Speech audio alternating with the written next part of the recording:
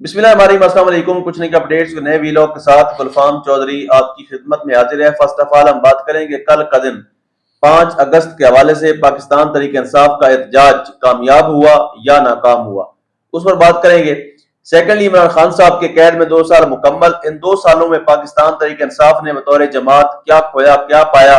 اس پر بھی ہم نے بات کرنی ہے۔ اور اراکین اسمبلی کو کس طرح سے، یعنی جس طرح محسن نقوی صاحب کہتے تھے کہ جو کچے کے ڈاکو ایک ایس ایچ او کی مار ہیں، لیکن وقت کچھ اور ہی ثابت کر رہا ہے۔ وقت نے ثابت کیا ہے کہ اراکین اسمبلی اور جو پارلیمنٹ ہے وہ بھی ایک ایس ایچ او کی مار ہے۔ اس پر بات کرنی ہے ہم نے۔ اور 14 اگست کے حوالے سے عمران خان صاحب نے ایک مزید کال دے دی ہے، اس پر بھی بات کریں گے۔ فرسٹ آف آل، کل کا دن 5 اگست عمران خان صاحب کی قید میں 2 سال مکمل ہو گئے،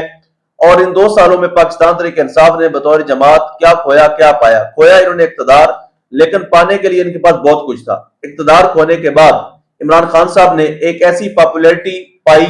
افرادی قوت کے حساب سے بھی بہت زیادہ اضافہ ہوا، عوام کے اندر مقبولیت کی بات کریں تو بہت زیادہ ہوئی، لوگوں کی ان سے محبت کی بات کریں تو بہت زیادہ ہوئی، لوگوں کی ان کی پارٹی سے لگاؤ کی بات کریں تو بہت زیادہ ہوئی۔ عام بندے تک عمران خان صاحب کا پیغام پہنچا، اور دیہات لیول تک عمران خان صاحب کے ساتھ ہونے والی زیادتی اور عمران خان صاحب کا جو اقتدار جس طرح سے عدم اعتماد لائی گئی، یا اس کے علاوہ جتنی بھی ایکٹیویٹیز ہوئیں، یعنی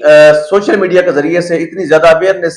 پیدا ہو گئی کہ لوگ ایک ایک چیز سے واقف ہوئے۔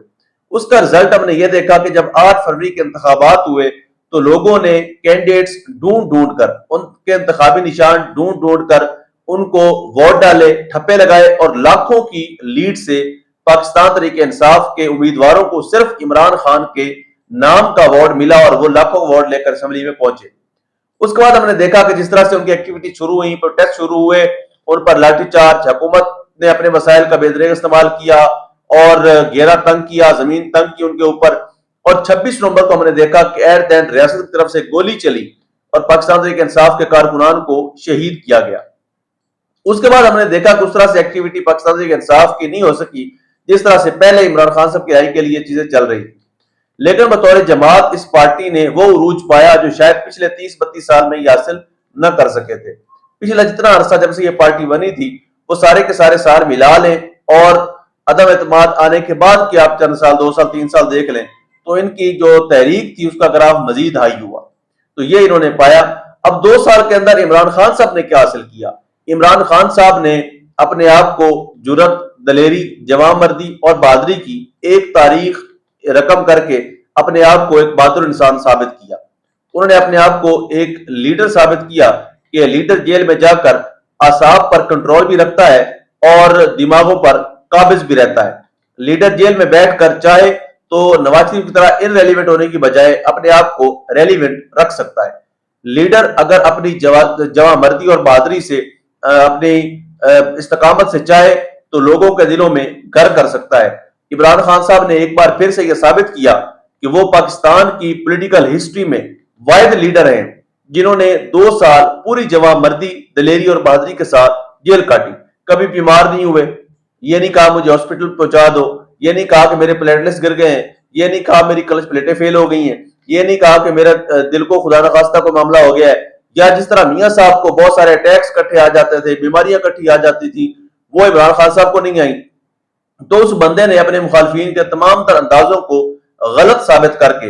ایک نئی تاریخ رقم کر کے یہ بتایا کہ لیڈر کسے کہتے ہیں۔ بطور صحافی اگر مجھ سے پوچھیں کہ میاں صاحب، زرداری صاحب، عمران خان صاحب، ان کی جیلوں میں کیا فرق ہے، تو عمران خان صاحب مزاحمت کی ایک علامت بن کر سامنے آئے ہیں، اور انہوں نے ثابت کیا ہے کہ اگر کوئی بندہ اپنی سوچ، اپنے نظریے، اپنے ویژن اور اپنے جو موٹو ہے، جو ان کا نیریٹو ہے، اس کے اوپر اگر پہرا دینا چاہے یا اپنے نعرے کو عملی جامہ پہنانا چاہے تو وہ کس طرح سے پہنا سکتا ہے۔ کل کا دن جو 5 اگست میں نے خود بھی لاہور میں کوریج کی، اور اس طرح جو انہوں نے حکمت عملی بنائی ہوئی تھی وہ بڑی زبردست تھی۔ اس میں یہ تھا کہ گرفتاری بھی نہ ہو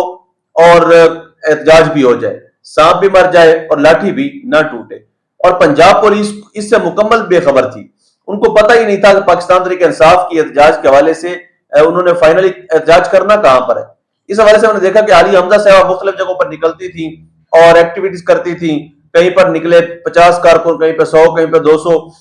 کہیں پر بائک ریلی نکلی، کہیں پر گاڑیوں پہ نکلے، تصویریں بنائی، فوٹیج بنائی، ویڈیوز بنائی، اور وہاں سے وہ غائب ہو گئے۔ تو یہ ایک زبردست حکمت عملی ہے ایک ایسے ٹائم میں جب آپ کی ریاست نے یہ فیصلہ کر لیا ہو کہ ہم نے اپنی ریاست میں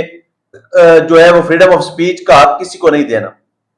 جب آپ کی ریاست نے یہ فیصلہ کر لیا ہو کہ ہم نے اس عوام سے ان کی خود مختاری چھیننی ہے، جب ریاست نے اس بات کا فیصلہ کر لیا ہو کہ ہم نے اپنی ریاست میں کسی کو آئینی اور قانونی دائرہ کار کے اندر رہ کر بھی احتجاج کا حق نہیں دینا، تو ایک ایسے سینیریو کے اندر آپ کا یہ فیصلہ بالکل درست ہے کہ آپ نے اپنے آپ کو سیکیور بھی رکھنا ہے اور اپنی پارٹی کے لیے احتجاج بھی کرنا ہے، اپنے قائد کے لیے میدان میں بھی آنا ہے۔ تو بڑی زبردست حکمت عملی کے ساتھ انہوں نے کیا۔ لیکن بات کریں اراکین اسمبلی کی، وہ جب نکلے پہلے وہاں پر سیشن ہوا تو انہوں نے کہا کہ ہم یہاں سے سیدھا اڈیالہ جائیں گے، یعنی تحریک تحفظ عین پاکستان یعنی محمود خان اچکزئی اور ان کے ساتھ جو پاکستان تحریک انصاف کے پارلیمنٹیرین تھے، انہوں نے یہ ڈیسیژن لیا کہ ہم یہاں سے اڈیالہ جیل جائیں گے اور اڈیالہ جیل کے سامنے جا کر اپنا احتجاج ریکارڈ کروائیں گے۔ لیکن صدیق جان صاحب کی خبر کے مطابق بہت سے ایسے پارلیمنٹیرین تھے جنہوں نے وہاں سے پتلی گلی کا استعمال کرتے ہوئے رائے فرار اختیار کی اور وہ وہاں پر جانے کو تیار نہیں ہوئے، اور حتمی طور پر سلمان اکرم راجہ صاحب اور دیگر جو قائدین ان کے ساتھ تھے محمود خان اچکزئی صاحب کی سرپرستی میں، وہ اڈیالہ جیل کی طرف روانہ ہوئے۔ اڈیالہ جیل ان کی فیملی موجود تھی، عمران خان صاحب کی کارکنان موجود تھے، اور وہاں پر کافی دیر جو ہے وہ لڑائی بھی چلتی رہی کارکنان کی، پولیس کی، یعنی کافی ساری وہاں مزاحمت کا سامنا بھی کرنا پڑا۔ لیکن پاکستان تحریک انصاف کی وہ قیادت جنہوں نے یہاں کام چوری سے کام لیا تھا، ان کو عمران خان صاحب نے خاص طور پر ان سے جواب بھی مانگا ہے کہ آپ نے یہ طریقہ کار کیوں اختیار کیا۔ اس وقت بھی انہوں نے آج کافی ساری سختی سے بات کی ہے۔ اڈیالہ جیل میں آج فیملی کی ملاقات ہوئی اور ان کے وکلاء کی ملاقات ہوئی۔ آج گلشن خانہ 2 کی سماعت تھی لیکن 9 اگست تک اس کو ملتوی کر دیا گیا بغیر سماعت کے۔ تو یہ تو خیر کیسز کی تو جو حالت ہے ہمارے سامنے ہے، عدلیہ کی آزادی مختاری مکمل طور پر ختم ہو چکی ہے۔ عدلیہ اپنا وجود،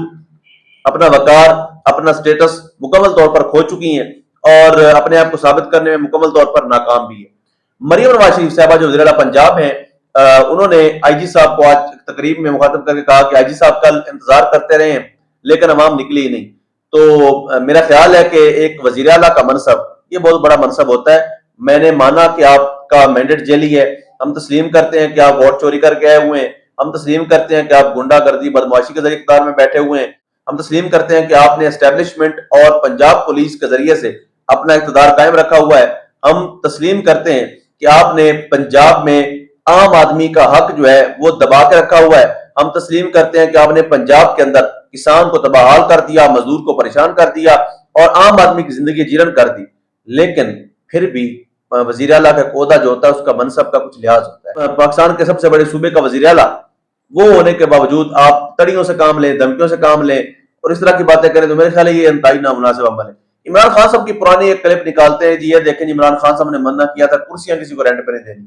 تو سادہ سی بات ہے، کرونا کے دن تھے اور ان دنوں میں اجتماعات پر پابندی لگائی گئی تھی حکومت کی طرف سے کرونا کو کنٹرول کرنے کے لیے۔ تو انہوں نے کہا تھا کہ جو کرسیاں دے گا اس میں پرچہ درج کیا جائے گا۔ تو کسی پولیٹیکل ایکٹیویٹی کے لیے نہیں تھا، بلکہ عمران خان کے دور میں جتنے لانگ مارچ ہوئے ہیں کسی کے اوپر لاٹھی چارج نہیں ہوا، کسی کے ساتھ اس طرح کا معاملہ نہیں کیا گیا۔ تو آخر میں بات کریں گے 14 اگست کے حوالے سے۔ عمران خان صاحب نے پھر 14 اگست کے کال دی ہے، انہوں نے کہا ہے کہ پاکستان تحریک انصاف کے لوگوں سے بھی، پارلیمنٹیرین سے بھی کہ آپ 14 اگست کو نکلیں۔ 14 اگست کا دن انتہائی امپورٹنٹ ہے اور اس دن پاکستان کے جو مسلمان تھے جو انہوں نے قربانیاں دے کر پاکستان حاصل کیا، ان لوگوں نے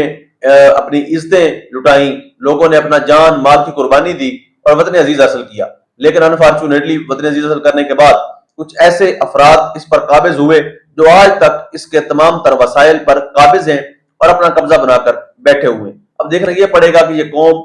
کب اٹھتی ہے اور کب اپنے وسائل ان